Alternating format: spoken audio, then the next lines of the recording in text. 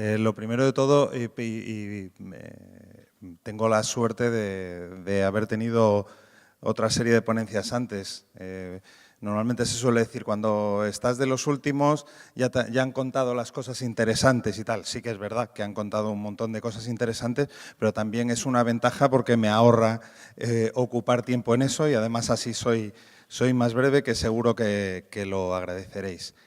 Efectivamente, nosotros lo que vemos es el móvil y ya se ha comentado en alguna de las ponencias anteriores, el móvil es la clave y el verdadero pivote para hacer planificación de medios cross-media. Además, y también en una de las ponencias anteriores, hablaba una de las compañeras sobre el omnicanal. Yo como soy de letras, no, es broma, soy matemático, pero sí que es cierto que soy muy puntilloso con las palabras. Y igual que he estado, me ha producido durante mucho tiempo, ahora ya uno se acostumbra, erisipela lo de que habláramos de data cuando estábamos hablando con datos, porque yo entiendo y soy muy de utilizar términos extranjeros cuando realmente aportan algo, o resumen conceptos o tienen unos matices, pero realmente ahorrarte una letra para decir exactamente lo mismo, la verdad es que es un poco cutre. Pero bueno, al final caemos todos y acabamos hablando de aquello. La historia es, los que peinamos canas ya sabemos que se empezó a hablar primero del multicanal. Efectivamente, además, se dejó de utilizar el término multicanal para utilizar omnicanal y tenía una serie de diferencias. No es que estoy utilizando un montón de canales, los utilizo de manera alternativa, o uno detrás de otro, o los voy enganchando, sino que es que en cada momento puedo conectar a partir del canal que a mí me interesa, o que le interesa, mejor dicho, al propio consumidor, para que él haga lo que le interesa a él en ese momento. El móvil lo que hace es que nos permite conectar en el momento en el que el consumidor quiere hacer lo que él quiere hacer. Y voy a intentar contaros esto, cómo lo vemos desde el grupo, con un caso práctico. En concreto, por poner un poco en contexto, parte del proyecto lo que sale realmente es como una aportación a la caída y la fragmentación de audiencias que está habiendo en televisión.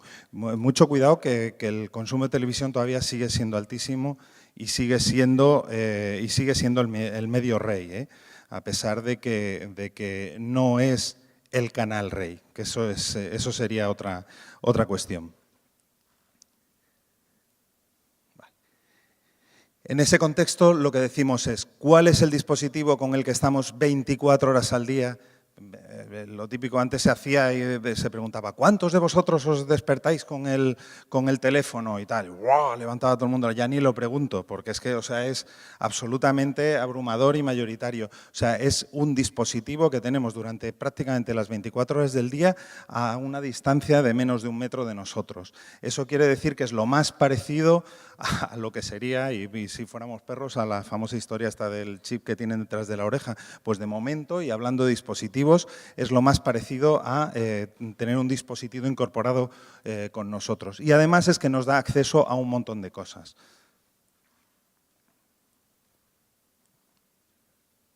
Ahí está.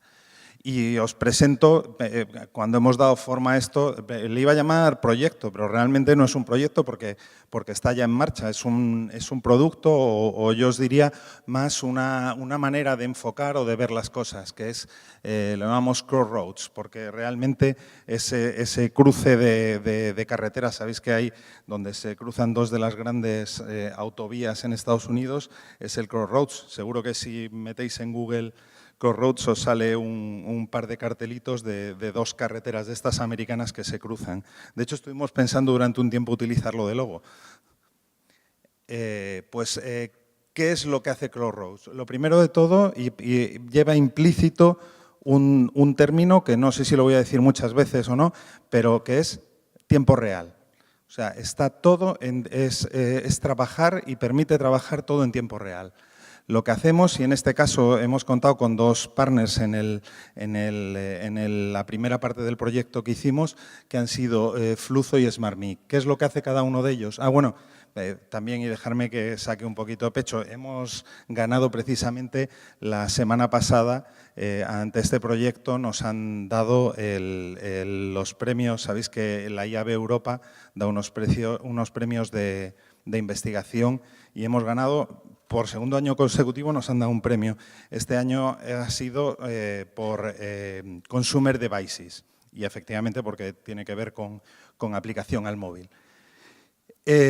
Lo que hacemos es que a través del dispositivo del teléfono recogemos una serie de información y esa serie de información la estamos aplicando en el caso concreto que os estoy contando a un panel. Pero lo que me gustaría es que simplemente intentar evocaros qué tipo de cosas se pueden hacer con la información que vamos a ver. Seguro que tenemos todos muchísima más imaginación que el caso concreto del ejemplo que yo os digo.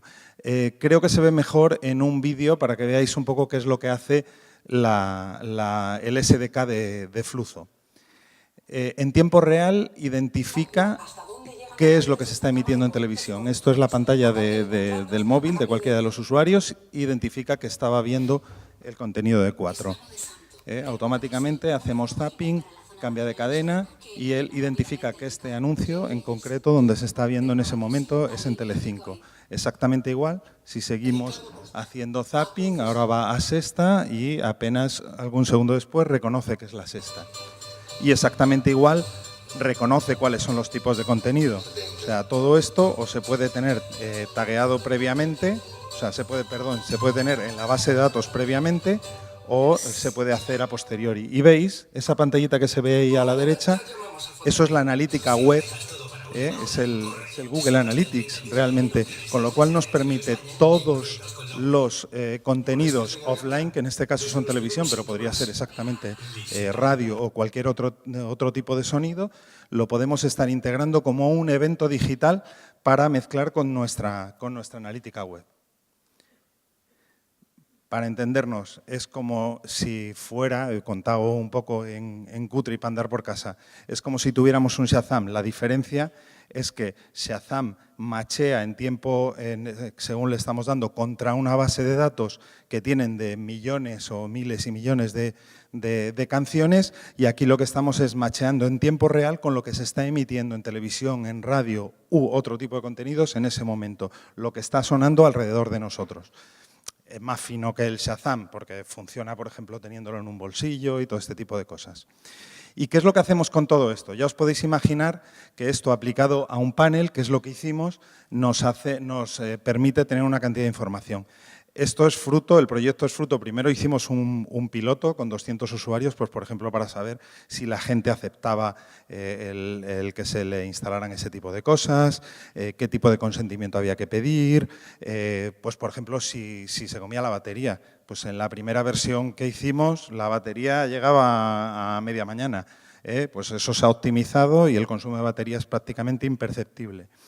También una de las cosas era qué tipo de información o qué tipo de cosas le tengo que dar al usuario para que al usuario le merezca la pena darme permiso para ese tipo de cosas. Esto es uno de los grandes retos que yo creo que tiene el mercado ahora mismo con el nuevo reglamento de protección de datos. Lo que le demos al consumidor tiene que ser suficientemente relevante como para que nos dé la información que a nosotros nos interesa. Y a veces la pepita o el oro para el usuario son cosas que para nosotros son fáciles de dar y que tienen un coste para nosotros probablemente bastante más asequible de que nos pensamos. Por ejemplo, el Wi-Fi. El recibir Wi-Fi es una vía de generar datos absolutamente abrumadora y que cuesta relativamente poco dinero.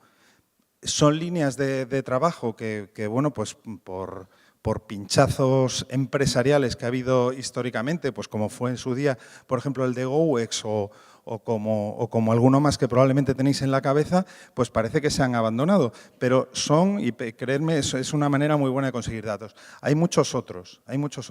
Veréis proliferar en los próximos meses las aplicaciones de cupones por ejemplo, están mandando ya en mercados como Alemania.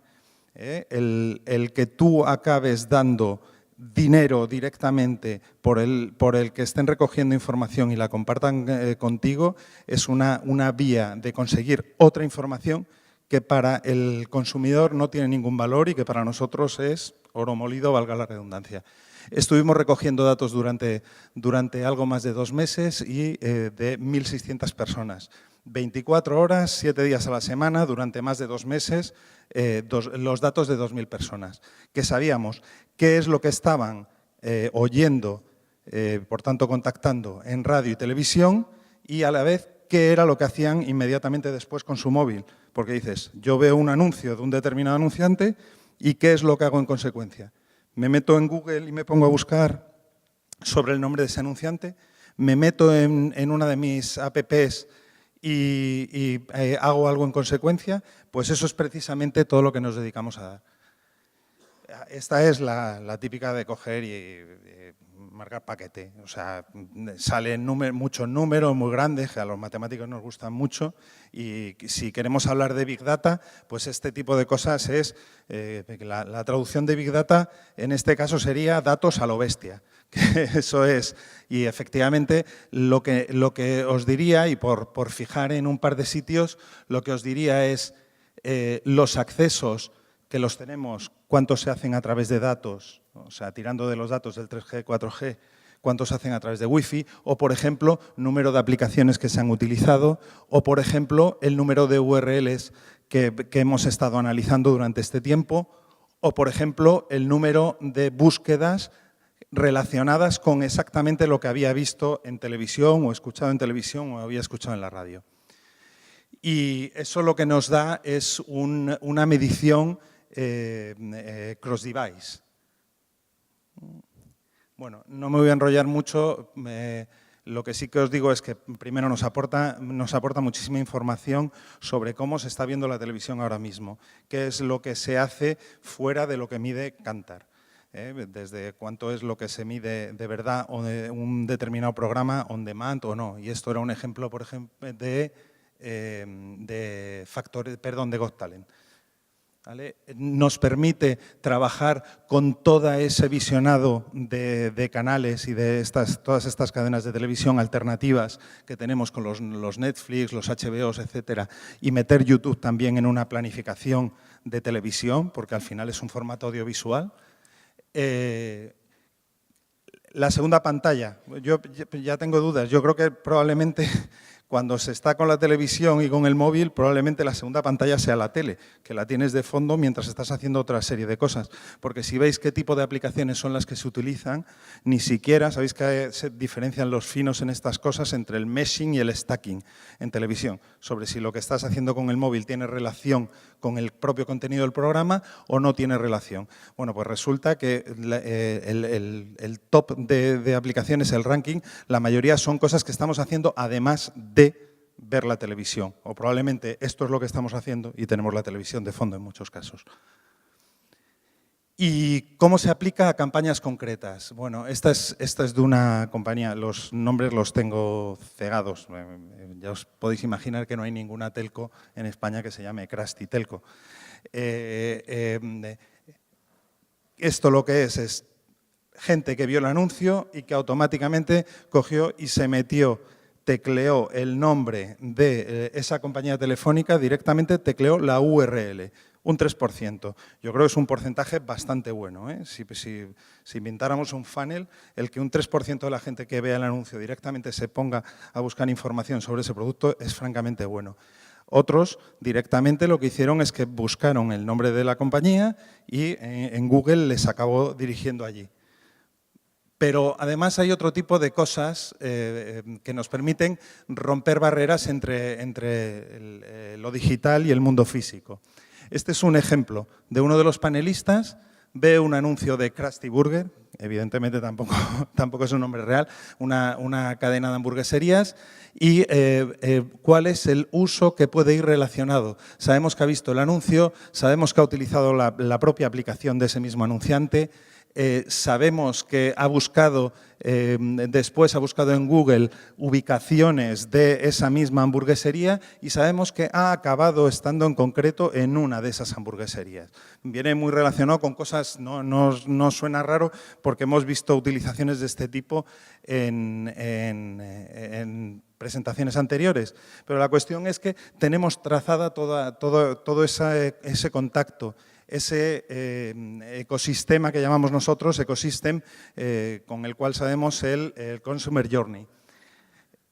Y otro panelista, coge, ve un anuncio de la misma hamburguesería, aproximadamente un par de minutos después, coge y busca comida delivery, o sea, comida a casa, en su teléfono móvil y unos minutos después directamente se mete en la aplicación de Home Delivery que trae justo esta misma marca de hamburguesas. O sea, al final acabamos sabiendo muchísima información. Hay distintas otras cosas, pues esto es un ejemplo de un anunciante que seguro que no os imagináis cuál puede ser, porque también está cegado, y lo que sabíamos y está ligado a la campaña de Black Friday. Sabemos si había estado antes o no había estado antes o estuvo después en el propio centro comercial, cómo había contactado con los distintos canales de esos grandes almacenes.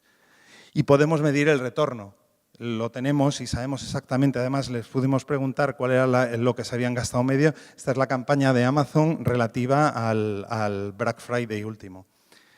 Y además, pues podemos saber que se gastaron una media relacionada con campañas del Black Friday de 130 y tantos y podíamos segmentar por distintas variables. Y exactamente igual que eso, y esto sí que ya es un cambio de filosofía, esto lo que nos permite es, en vez de trabajar con las audiencias de los medios, que es lo que hemos venido haciendo habitualmente, lo que nos permite es trabajar con las audiencias asociadas a un determinado usuario. A mí me interesa contactar contigo y me interesa contactar contigo en el momento en el que a mí mejor me venga para que sea más posible que compres mi producto o que mi producto te acabe convenciendo. Eso quiere decir pues, que probablemente lo tenga que hacer en un entorno en el que tú te encuentres cómodo con ese contenido. Y exactamente eso es lo que nos permite. De cada panelista, en este caso, lo que tenemos es cuál es, pues sabemos, mirar, este es un día en la vida de este panelista. Son datos reales, ¿eh? Sabemos que empieza viendo una determinada cadena de televisión con unos determinados contenidos, que un rato después se mete en Twitter y está durante un rato comentando y viendo determinadas cosas, cómo sigue leyendo un diario en su teléfono móvil, cómo después ve las noticias en una cadena de televisión, etcétera, etcétera, etcétera. Acabamos teniendo cuáles son los movimientos. Por supuesto, todo esto viene también con la georreferenciación, con la geolocalización de por dónde se va moviendo este mismo usuario. Esto que lo hemos aplicado en un panel, por supuesto, se puede aplicar a otro tipo de cosas. El poner este SDK en aplicaciones de nuestros anunciantes es una de las líneas que estamos trabajando ya. Y hay alguna más y esperamos daros también sorpresas.